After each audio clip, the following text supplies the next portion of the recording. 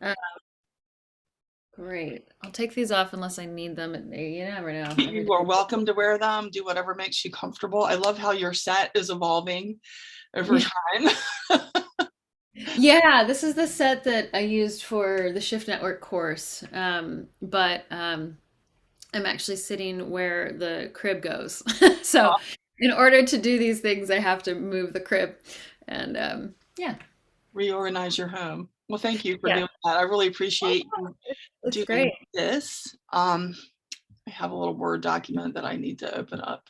No So it problem. just covers my face and not yours. So I don't stare at myself the whole time. Oh, that's smart. That's smart. Yeah, yesterday was rough. Payday, my horse, I've had him for 29 and a half years. Hmm. So They live so long. Wow. yeah, they live so long. I got him when he was 8 and he just, it was amazing. It was just so good. Horses are so different from like people or other pets because like you bring dogs and cats into your house, but horses, you have to go to them. So there's some sort of active humility Hmm. in everything that you do for a horse. And also like they can kill you in an instant. They're so huge and mighty and Yeah. gentle and filled with this sort of noble spirit that people used to know about but don't anymore. Anyway, he really, I had the vet scheduled to come on Friday to put him down, and he fell yesterday and couldn't get up. So it was really perfect Hmm. the way that it worked out. Like he chose his own time. Yeah. Yeah. Yeah. So I'm sorry, I was crazy yesterday. No, it's fine. It's life. I think you're like the fourth person in my sphere of people that are either coming to classes or had appointments with me that had maybe fifth that had a death of a human or an animal beloved to them in this week. Yeah, Um, I feel like this. in that portal. I don't know if you're in, yeah, you are into astrology then. Yeah, this eclipse portal, like it was weird. As far as I can tell, the moment that my vet stuck him with a needle, his moon was exactly conjunct his birth moon. No, no. Yeah. It That's was beautiful. I don't know. I feel like he just flew through it. Yeah. So it was a long day and I'm sore and I sprained my wrist trying to move him, but all Yeah. other things considered, as far as death goes, we had a good ride and it was a quick, easy Yeah. Well, letting go. that's what matters. That matters so much. Yes. I mean, may we be so blessed when our ends arrive. You're a horse person because I don't know if you've found this. I would love to hear from you, but my sense of things is that there's a lot of correlation between human relationship to horses and human relationship to bees, in the sense that you have to go to them, Yeah. the form like a very familial bond with them, and being with them is deeply therapeutic. And as you said, like you have to come with humility. If you can't come with your agenda, they will sniff that out in a heartbeat and let you know, and they can kill you, like both species. And so there's such a grace in your approach, and like if you have fear, they know it, and if you have anger, they know it, and if you have anger that you're not processing or aware of or even like working with, they'll still tell you that it's going like. Yeah, so I've just I'm curious if you have a sense of that too, if you've ever noticed that with horses and bees. Absolutely. With horses, more than anger, like with bees, if you have those hot emotions, the bees are going to come at you. With horses, it's more about fear. Okay. Um, because I think because they're prey animals, they have to be whoever is leading them needs to lead. Hmm. You can't lead through fear. You have to lead through compassionate leadership, I Hmm. think. And horses know if you're afraid. Mm. And people will say they take advantage of you or they do bad things, but I think that's just anthropomorphizing horses. I think really what horses do is they don't trust you. If Yeah, you don't know what you're doing, it's hard to build that bond of trust with them. that makes a lot of sense. Yeah. But everything else you said like sounds right on to me. It's all so true. The humility part in particular, that's crucial. I think that's why, the field of equine therapy, I've always been curious to see where the correlations are between equine therapy and, working with hives in an apitherapy way, not just the products of the hives, but the actual hives. I know that they can be a wonderful way to work with PTSD, for instance. Yeah, it's Yeah, curious. horses too. Yeah. Horses too are great for PTSD. They will meet you where you are, and they're so honest without being cruel, without generally causing harm. you Mhm. know um like if somebody takes you to a horse and says, okay, pick up his hoof and clean it out, and you've never been around horses and you don't know how to do this, and you're not coming from a place of humility or patience or kindness or compassion, people will try to snatch that foot or make the horse do it like forcefully, and you can't do that, and so people get really frustrated and have meltdowns about it, or they hit the horse, which is not appropriate, because if you're telling the horse in the right way, the horse would do what you're asking. And Mhm. it doesn't occur to people sometimes to ask, like, how do I do this? Mhm. Yeah. there is a lot to be said for working with them. Okay, so let's get started. Welcome. This is B, your host on the Be Illuminated podcast.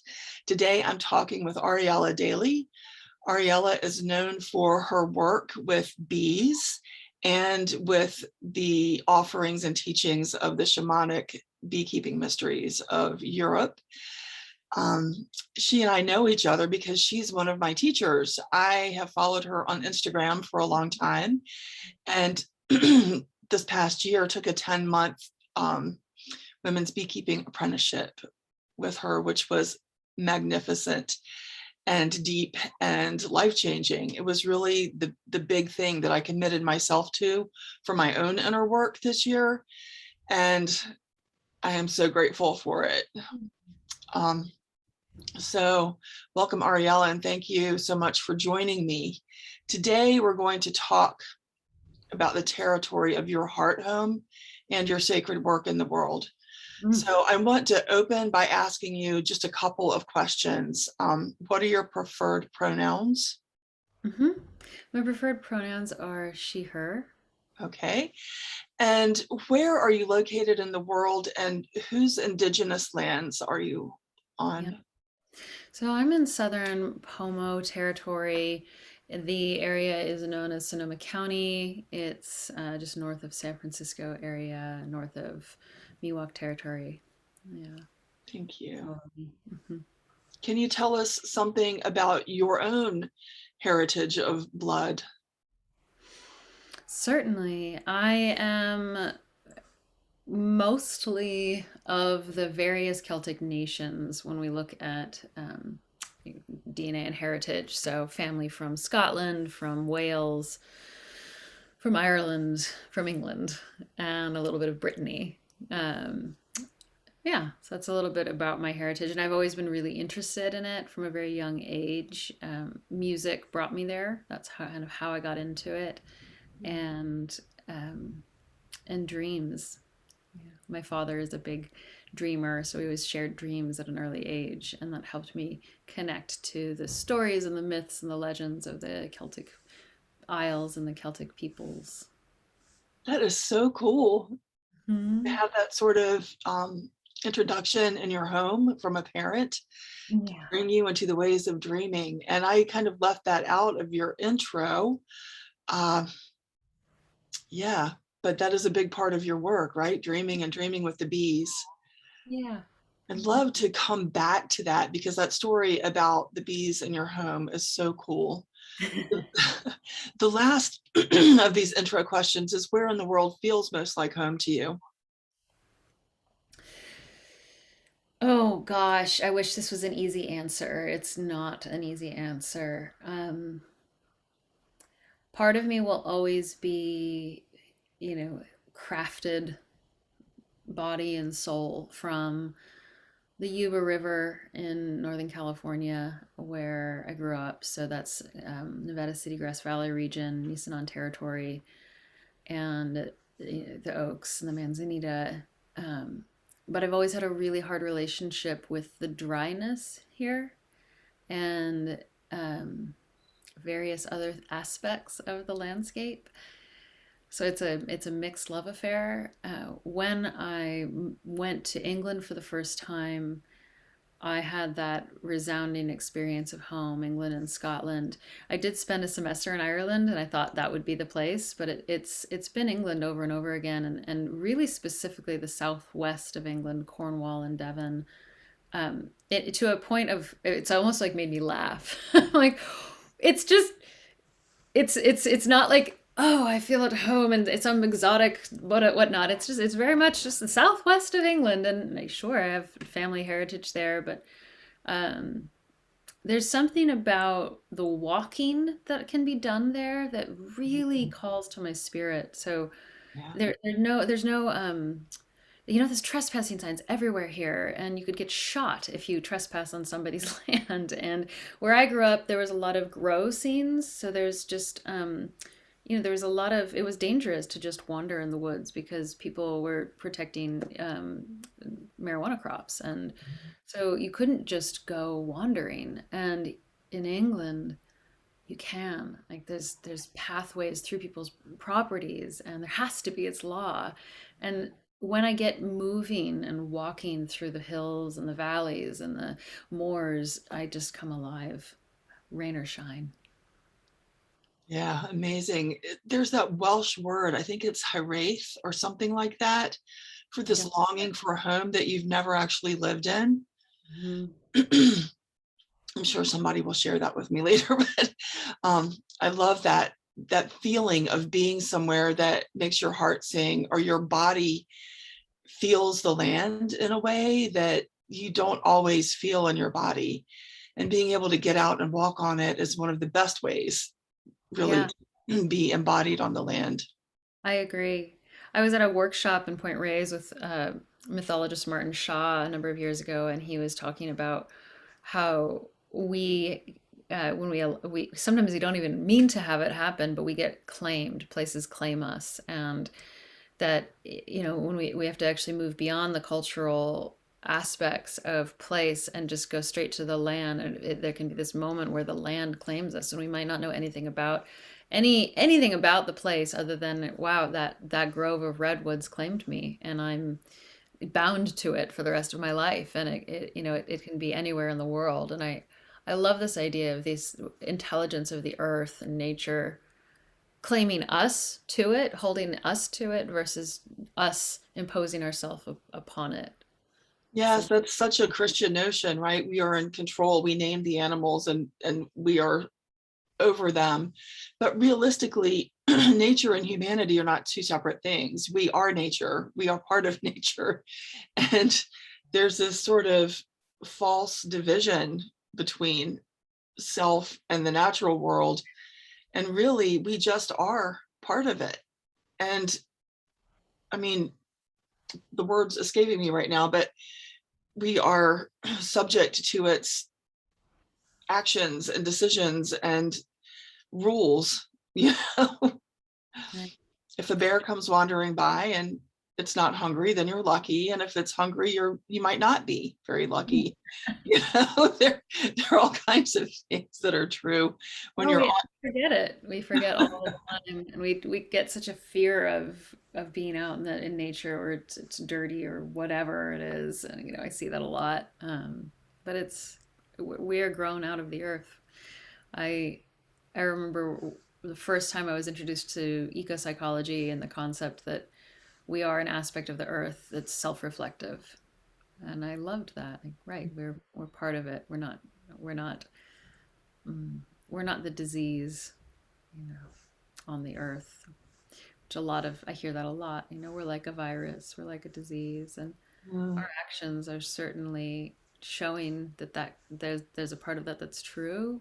But I think if we hold that as our truth, then we actually take our agency as stewards and those who can heal the earth out of the equation. And we have to remember that we can and that we are part of the planet and part of the health of the planet, and that we have all the tools. Actually, we have all the tools at our hands to do the great healing work that's necessary, the restoration that's necessary. So yeah. yeah, let's do it. It's time. So did you have a preferred order that I ask these questions in, or do you want me to just roll into them? Nope, I don't prepare for a podcast Okay. ever. Okay. Good. All right. Yeah. So I feel like I have the hardest one first, but I'm just going to go for it. So how do we become indigenous to place, small I, indigenous to place, without appropriating? Hmm. I think this is especially pertinent for those of us in the US, but in all colonized lands. Yeah.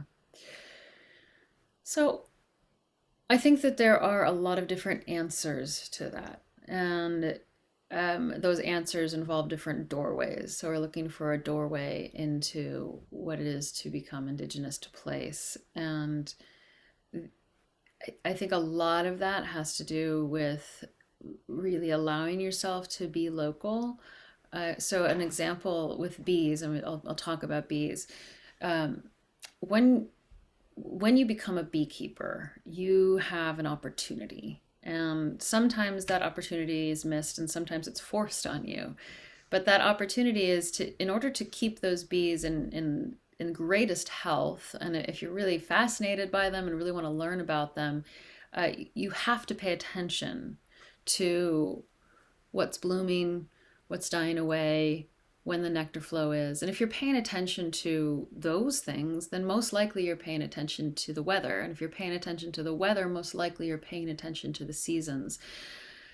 And then maybe you're starting to pay attention to the watershed and when and how does the water move through the land, and in this deepening that can happen, that I see with people even just sitting in front of the hive and noticing the comings and goings. But it gets so overwhelming if we try to do it all at once, and just try to befriend nature all at once and become part of it all at once. That can feel really daunting, especially if you live in a suburban concrete jungle. How on earth do you feel connected to place? And I think it's through individual relationship. So, individual relationship to a beehive, for instance, could be one way, but a better example would be an individual relationship to a tree that is in your backyard or at a park.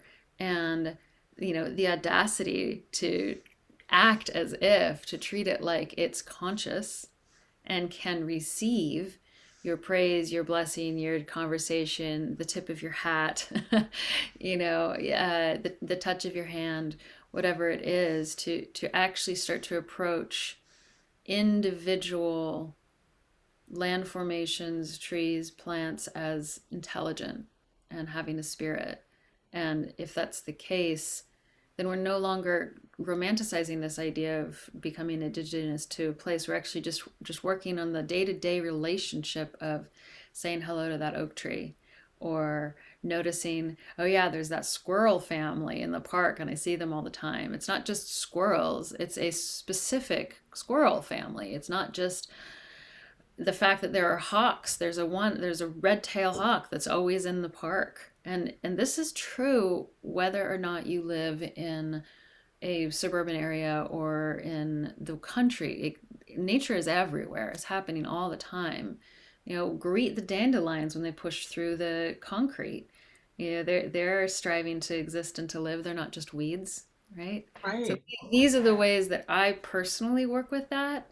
Mhm. Um, I love that you're breaking it down into something like small, achievable, doable things. It's not And it's so true. It doesn't have to be this big, overwhelming task, right? It can be something that you just drop into as you're walking to the store on the corner. If you live in a huge urban area and you see somebody's house plant in a pot sitting on their stoop, that could be your thing. It could be any very small thing, just becoming present to the life that's out there.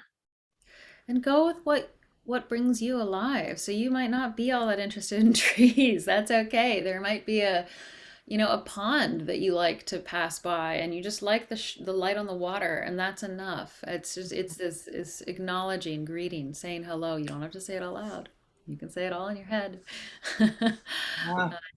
I Well, think that actually touches on something that's very real that we deal with, and that's the overwhelm which leads to apathy. So the overwhelm of what's happening on the earth, the overwhelm of what's happening to animals and nature and plants, and the dire notices everywhere. You know, the yeah. constant messaging of it's all coming to an end, it's all coming to an end, everything is dying.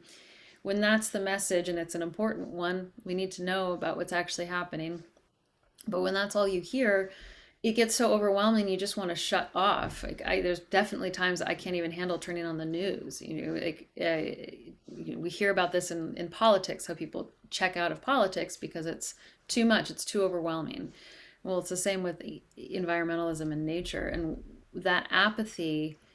Um, I think that comes from a like I don't even know where to start feeling. Hmm. So I do feel like local is one of the ways that we can connect to where to start is those little tiny relationships. Connect to something you love. Even look back at childhood and like what enchanted me? Was it snow? Was it the fall leaves? And start to reconnect with that part of yourself. I love that. I love that. You reminded me when you were talking about a pond of what I do when I'm in London Mm. is I go to the park and sit by a pond and just it's not necessarily a pond, it's just any Hmm. little body of water in the middle of the city and just sit with the water. Yeah. It's such a I don't know, it just makes me feel better. Same. To, Yeah. I go to the canals in Paris or any place that has a botanical garden, I'll get me there. Yeah. yeah. Cool. Thank you. So the next question is what is your favorite childhood food memory? Like what food created a somatic pathway in which your body remembers the ecstatic feeling associated with that moment or those moments? And are you doing this for your own child or children or community? But let's start with you. Hmm. I actually did think about this one because it was such a great question, to the point of like waiting for something to show up. And I was talking to my mother about it just this weekend. When I was 10, there was quite an epic snowstorm in Nevada City, which is at 2,800 feet. So we don't really get much for snow. You know, it's usually gone by the next day. But this was feet of snow, which never happens, has never happened before, I mean, since, you know. And it used to snow a lot more, you know, before climate change really took effect. We would get real snow. So we got snowed in, and my mother and father's house is about a 10-minute walk from downtown Nevada City. And we lost power. It was my mother and my two sisters. My father was out of town. So she, what, a 4 year old and a 3 year old or something like that. And me, I don't know, maybe I was even younger than 10. And we had this epic journey. Now that I'm a mother, I get how epic it was. We had an epic journey trudging through the snow down to the one coffee shop that didn't have power but had they had like a generator going or a fireplace. It was we got there and it took probably 45 minutes. A 10-minute walk took about 45 minutes to get there. So it was a real slog through the snow. My mother carrying her baby and picking up the other one as she fell and in the snow. And we got to order hot chocolate. And I remember the feeling of being tucked into this warm, cozy cafe after this beautiful experience. It was very hard going through the snow, sitting with my younger sister, like facing her, and we were like our noses were still cold, and we were drinking these hot chocolates with whipped cream, and the coffee shop couldn't even make coffee. They could only make hot chocolate because of the tools they had with the power out. And there was candlelight everywhere because they didn't have power. And everyone, this is back when it was a smaller town. It wasn't so populated. So it was just this feeling of the whole village together.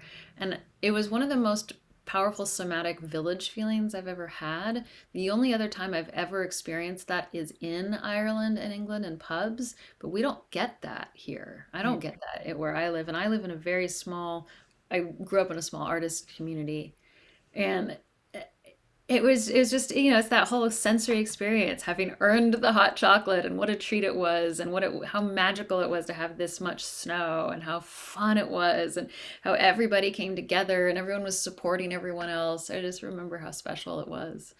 And yeah, it lasted with me. Hot chocolate has always been the thing since then. Sounds like a scene out of a film, that would be perfect in a Christmas movie or something. Yeah.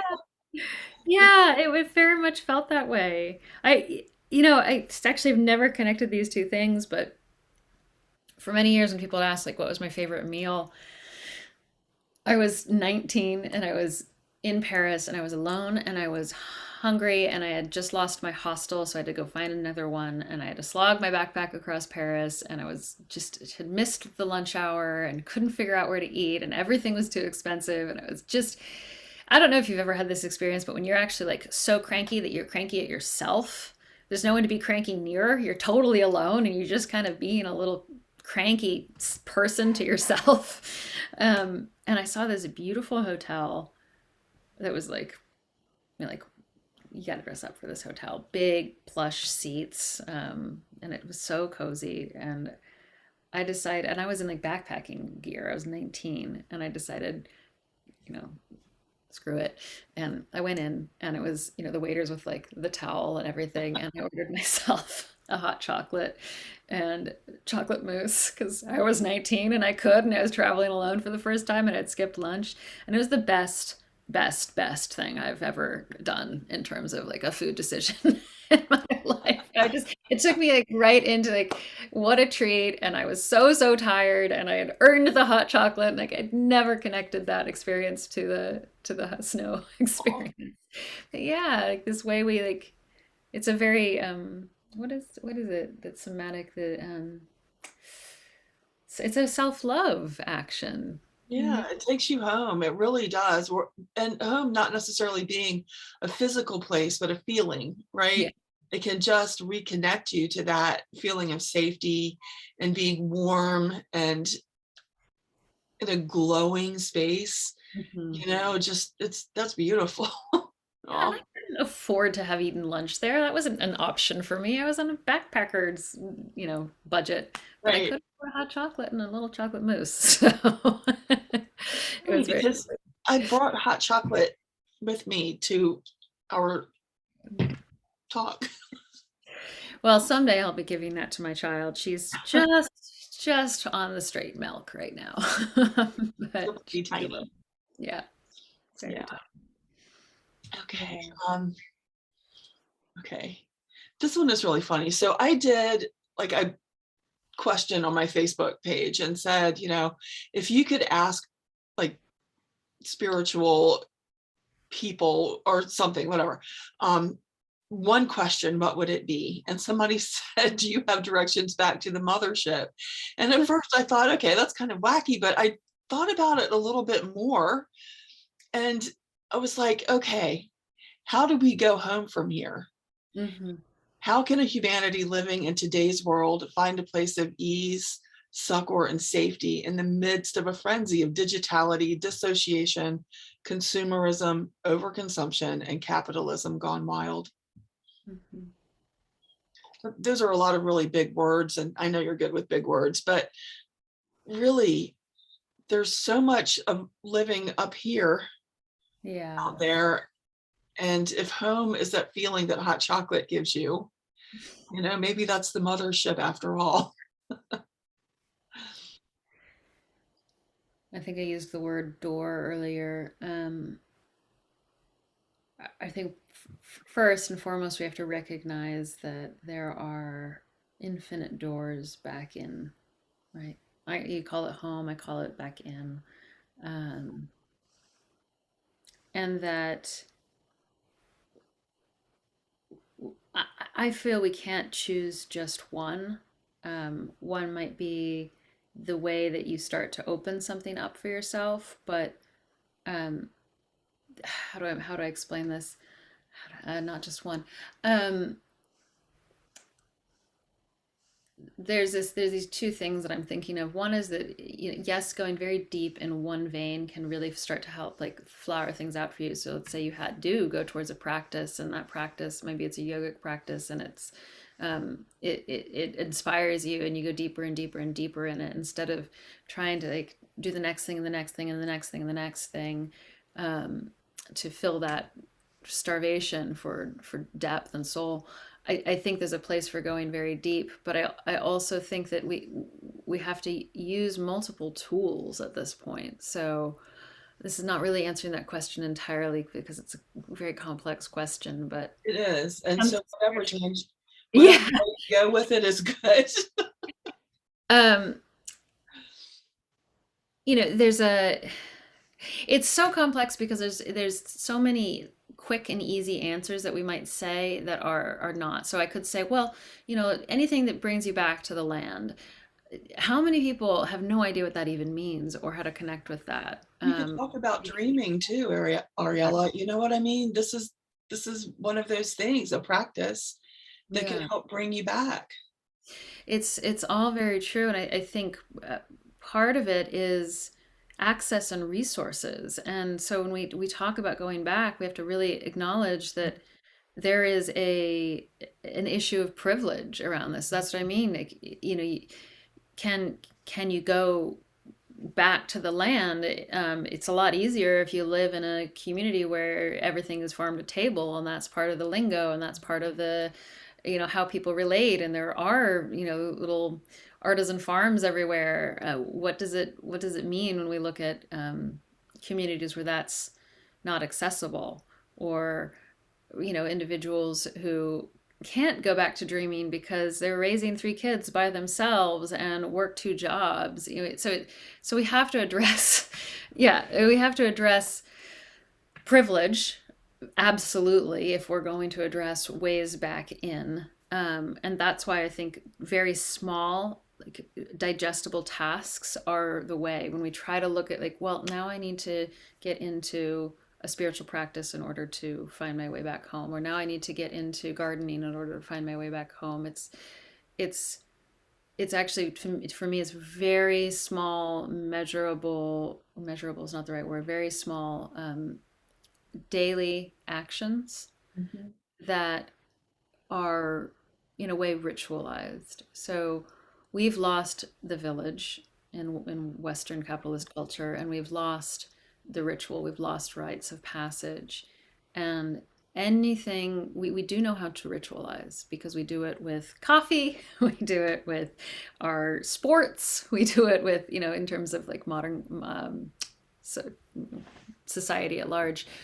So small rituals. I think that when it's woven into your life instead of something you go do, like I'm going to go out and go to the retreat and have the epiphany. Well, what do you do when you come home from that retreat? Or I'm going to go out and do the workshop. What happens when you come home from that? So small, measurable rituals for yourself. And those could be anything from like one day a week, I'm going to write down my dreams to try to reconnect to my inner self, or um, you know, every morning I'm going to step outside and just say hello to the day.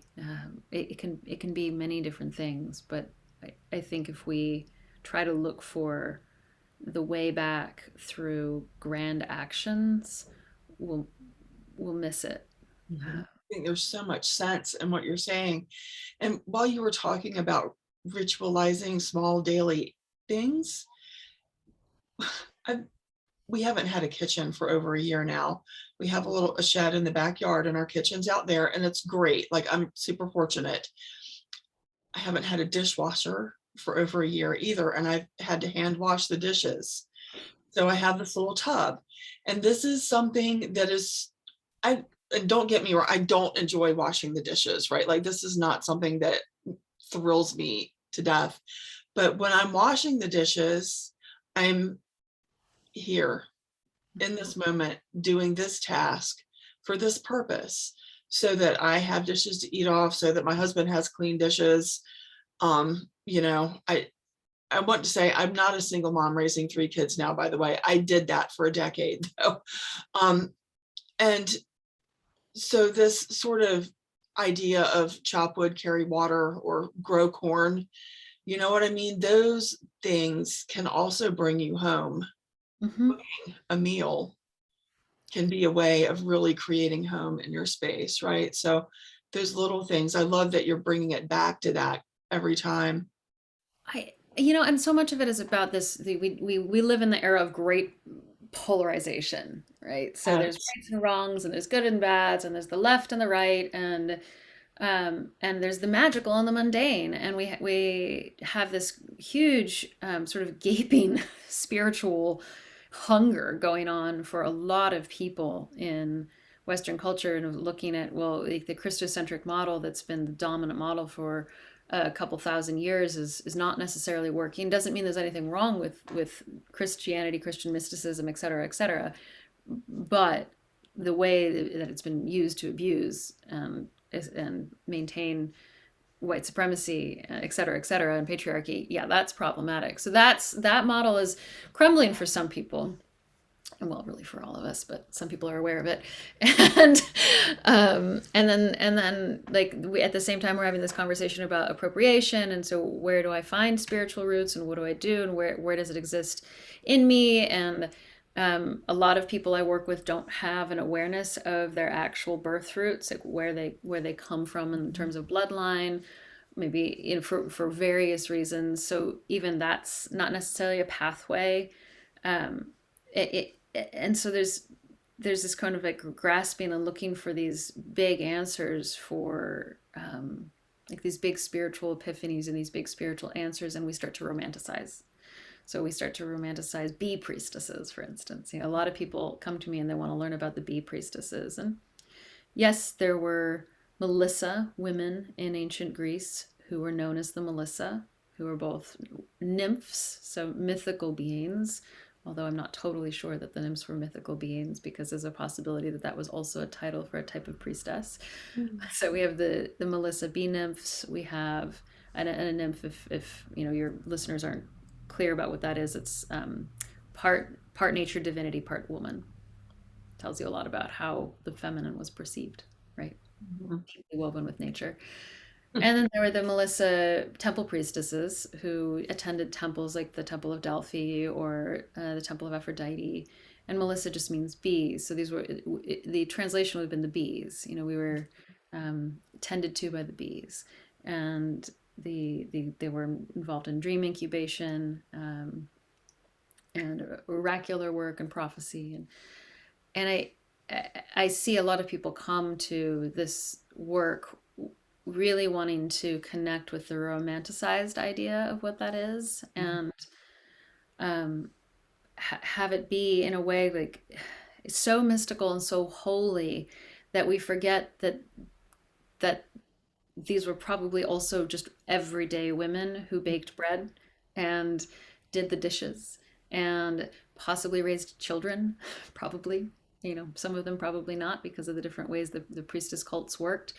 Um, and that the magic doesn't have to be something over there that we have to go to. And yes, creating space for it is important, but if we treat it like something that eventually we'll get to, or eventually, if I could just go back to England, if I could just have that tribe of people who I could circle with, if I could just have a weekend off to take a retreat, then I'd connect to the magic.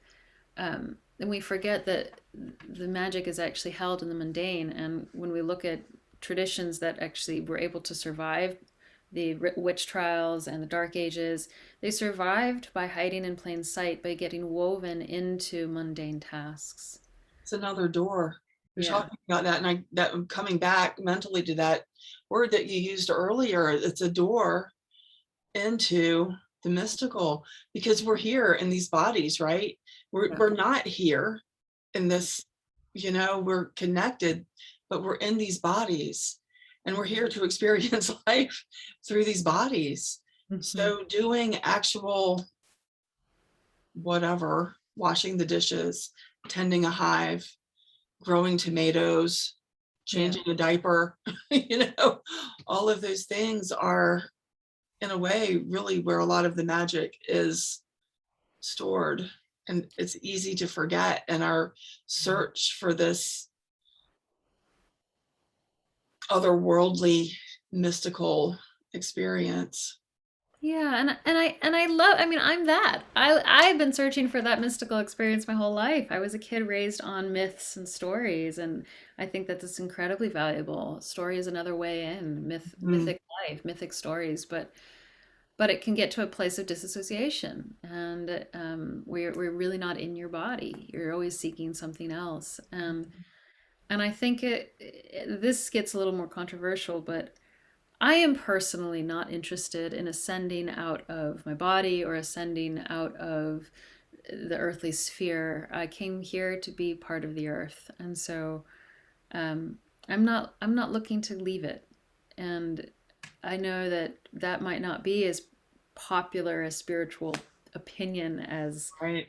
as there are out there, because there's a lot of like ascending talk, or leaving and going to the better place. Think And about that, and you think about that in terms of the polarized masculine and feminine.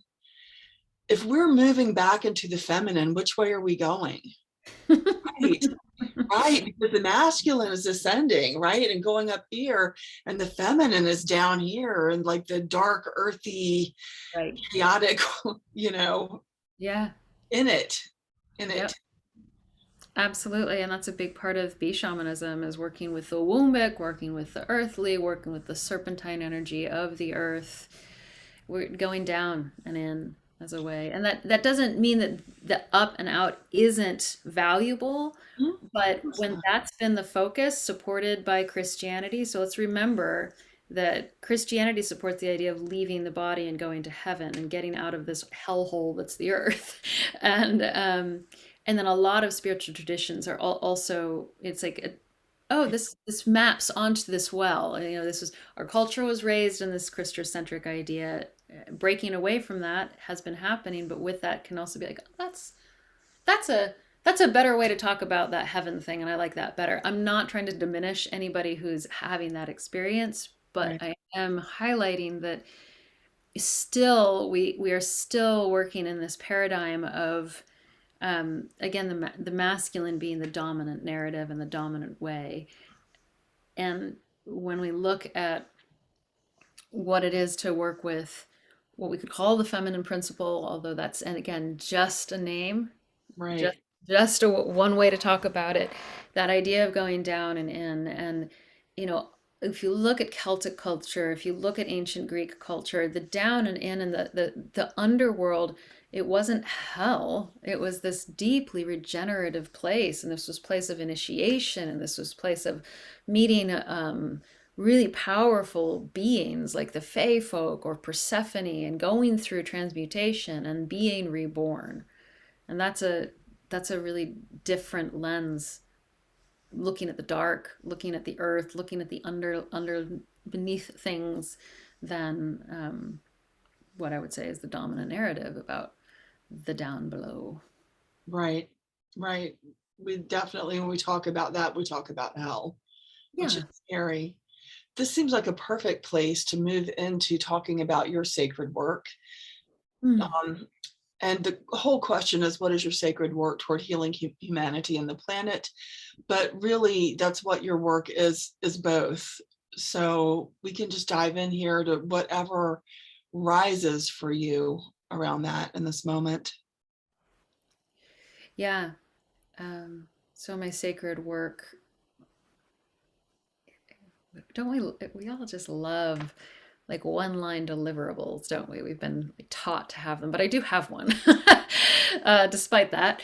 And it's to support people and falling in love with the earth.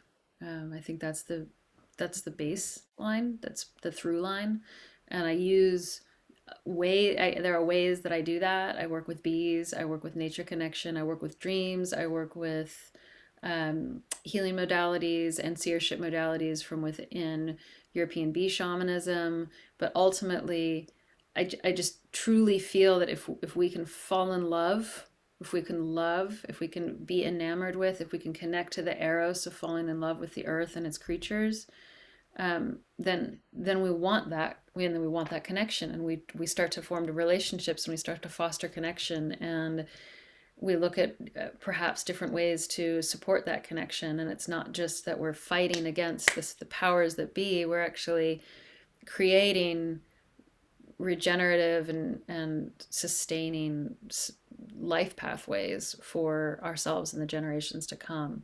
Because while that we need the warriors and we need the fighting, we also need the cultivating and the building.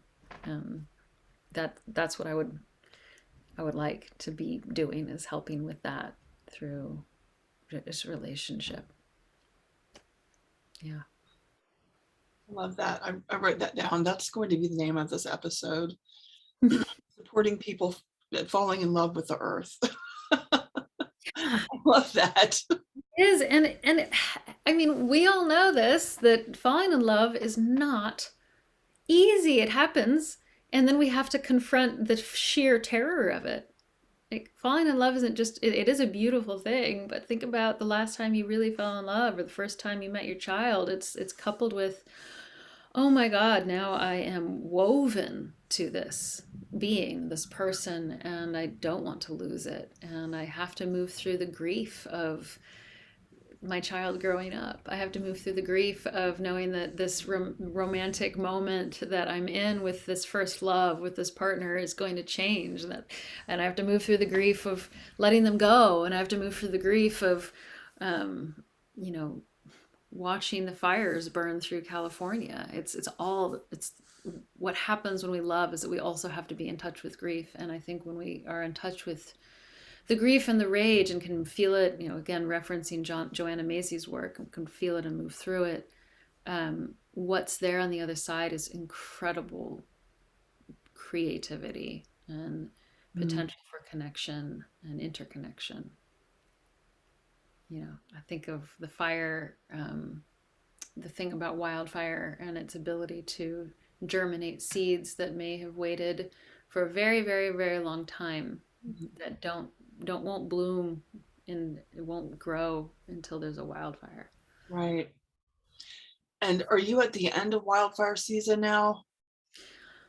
Well, for the last 4 years, we've had wildfire season right through to January, and this year we had rain in October, and it kept coming. So for the first time in 4 years, my nervous system isn't. I don't have a bag packed to evacuate.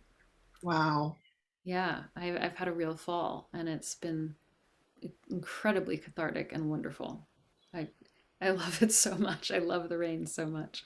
I think about that quite a bit, actually, the people in Northern California and the fire season and how um, you have to be poised to flee Yeah. and how you all have to be running air purifiers if you Mhm. can afford to have one, and just the repeated trauma of having that approach Yeah. every year for months. It's horrible. And yeah, it is the great kind of existential question of this time period in my life, and for a lot of my peers, as to, do we leave? What's actually going on with the entire, like for instance, if you're just looking at the United States, like where do you go if you leave? Um, Nowhere in the West is without wildfire. So the mega fires will continue. You start looking at the things, and where do you go? And then Do you leave the community behind? We're at the beginning, and I don't, again, I'm not trying to sound dire. It's all part of this awareness, but we are at the beginning of climate migrations and the beginning of forced climate migrations. And California has been emptying out. It's a really interesting thing to watch. People are leaving left and right. And being the parent of a young infant with, developing lungs, it's a huge question. Mhm. Do I stay? Do I stay committed? Do I dig in? Do I look at where are the solutions, knowing that there will be more evacuations and that, at any point, the home I live in could burn down. Yeah, it's a, it's a, yeah. I mean, here I am on the East Coast where it does nothing but rain all the time. Hmm. So we're looking at sea level rise, Yep. but we Yeah. don't have that immediate issue for most of us Yeah. of a fire right now. Like for us, a hurricane is a thing. The water blows up, it floods some places, it recedes, and Hmm. you know, people lose homes, things are damaged, there's loss of life. However, I feel like those wildfires are, they're less predictable even than a storm. Yeah. They happen really, it can happen really fast. So the wind can change very fast. There are times where people have had minutes to leave their homes, or it can happen in the middle of the night. And there's so many people who live in beautiful houses way out, far, far out from the towns and don't get notified. And there's tragedies every year with the wildfires. But there's also just, when I talk about evacuating, I don't mean I'm always running from a fire. Right. I've had to evacuate as in I've had to leave my home with a go bag every year for the last 4 years because the power gets cut out for a long period of time, or they're doing mass evacuations so that they don't have to evacuate people if the fire gets bigger. So there's a lot of, now that we're used to more and more of these fires, there's a lot of preemptive evacuations. Mhm. Australia is dealing with the same thing. A lot of my students from Australia talk about this. It's obviously really hard as beekeepers.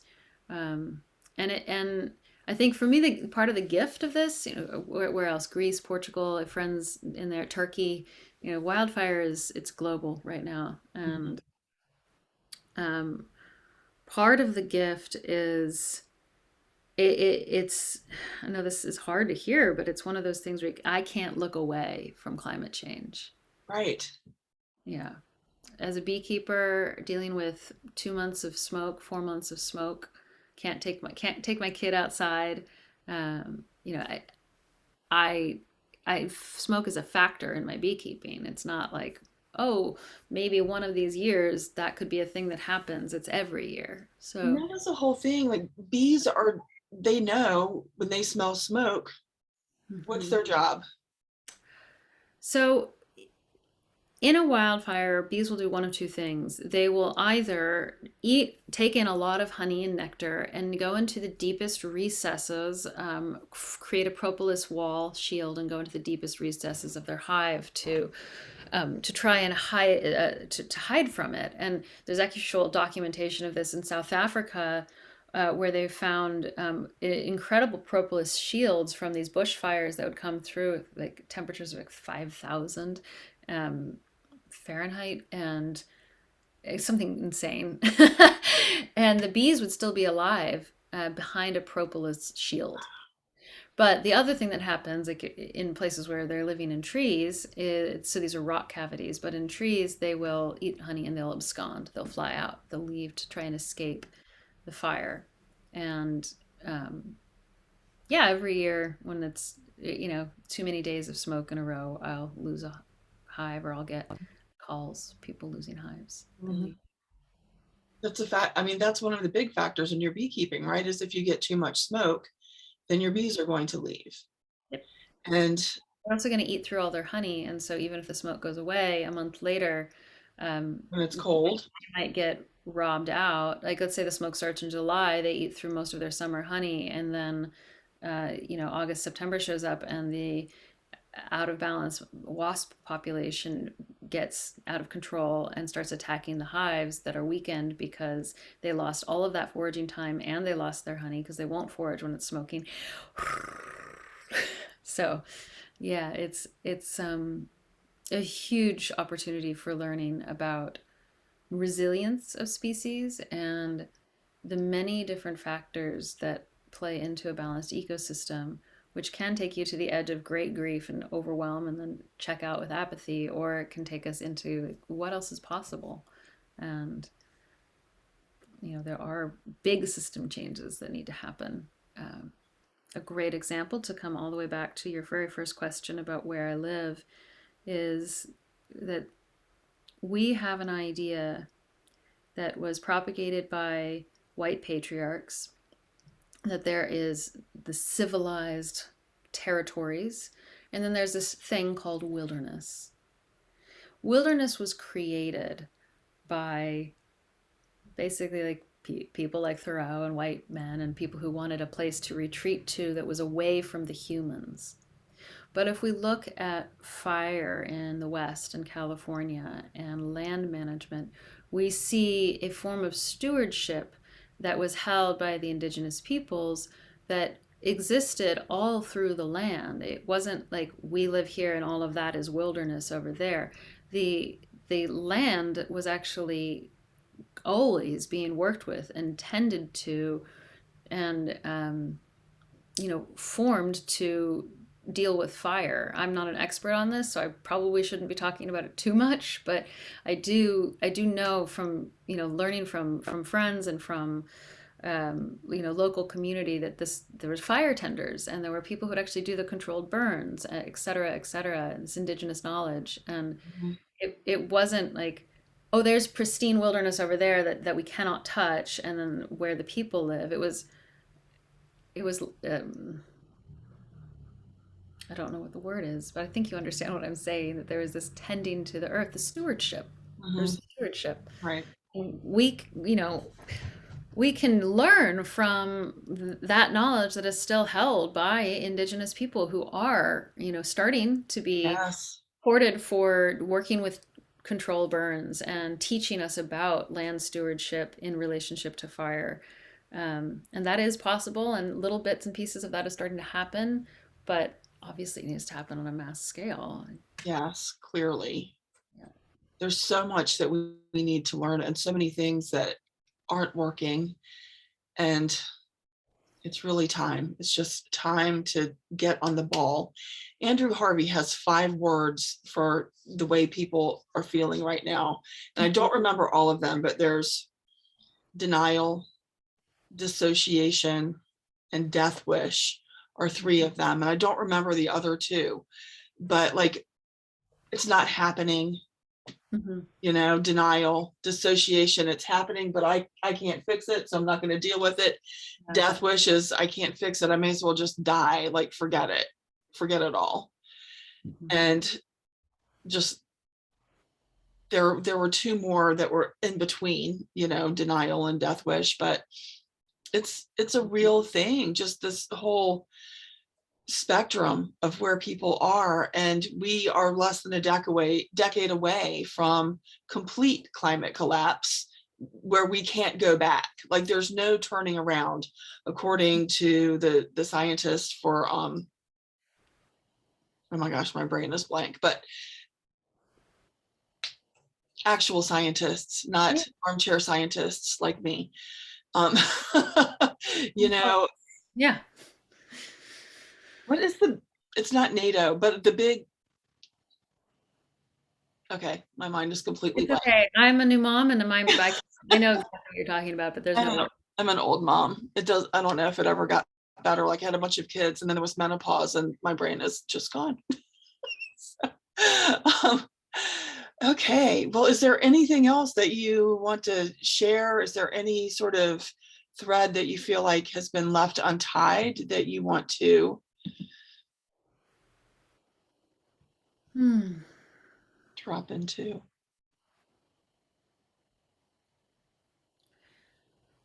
It's funny, I'm having a thought as you say that I've never really thought about before, but we I think when you're in the spiritual community, there can be a little bit of an attitude of spirituality being the answer. And so, what do you do if you're not, and you don't identify that with that word spirituality?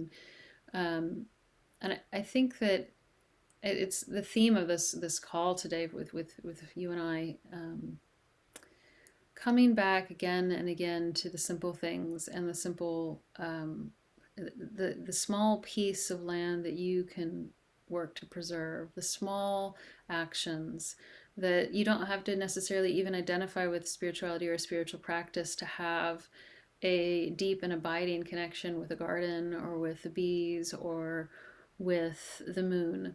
And you don't have to have a particular practice. That there's this wisdom that's inherent in all of us, in our bodies, if we can just pause for long enough to get away from the distractions and just be, even if that just being gives us like 10 seconds of a feeling of connection before the gross list comes back into our mind.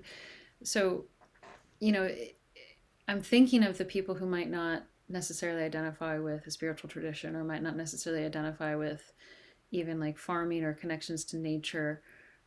What can you do and how can you feel woven in? And it can be a very small thing, as small as living on your balcony in an apartment complex and putting out one pesticide free potted plant of rosemary for pollinators. And just to remember that these small actions do ripple out and they do have an effect. That doesn't mean feel like I've put out my plant and I'm good for the rest of my life. I don't have to do anything. I've saved the world. It's not that, but it's this idea that maybe you do that and then someone else is curious about that and then you have a conversation. Mhm. Oh, tell me more about that. Well, actually, this is a pollinator garden over here. What is a pollinator garden? What does that mean? And that you can have connection without having to label it or figure out or do any particular practices. That it's really just taking the time to be with your body on the land, next to the water, whatever it is, and not be on your phone and not be scrolling and not be Mhm. checking out, taking some time. And I hope that that can be encouraging because we need hope. We really need hope. And small actions are one way to thread yourself back into the bigger picture. And I think the last thing I'll say is that despite the news and despite the horrors, there are so many people, so much good in the world trying to find a way to right the ship. And the village is global now. It might not be local. You have to localize yourself, but the village is global. And there, there is a very, very loud prayer for change happening, and you're part of it. So don't forget that because the impossible is possible when we dream into it and quite literally dream in our sleep. We can change things. Nothing is fixed, so we can. And your small actions make a big difference. Mhm. So good. So much good stuff. Thank you so much, Ariella. So, last thing, can you share how people can find you? Certainly, yeah. So I am located on the great internet, the one internet, via honeybeewild.com. That's my website. I also do a lot on Instagram, and that my handle is beekeeping and skirts. I teach beekeeping. I do my women's beekeeping apprenticeship. I teach dream classes and various ways of connecting with yourself, your body, and nature. Yeah. Yes. And if you haven't followed her on Instagram, do it. Her Instagram feed is bomb. It's so, so good. Thank you. Best favorite Thank pictures. you. So, I need to remember to post on there because being a new mom is, man, I can't keep up with anything. But yes, thank you. yes. All right. Well, thank you so much. I appreciate you doing this. Great You. wisdom. Thanks for the engaging conversation as always and asking the hard questions. Yeah. It's important. Yeah. Thank you so much. I'm gonna end now.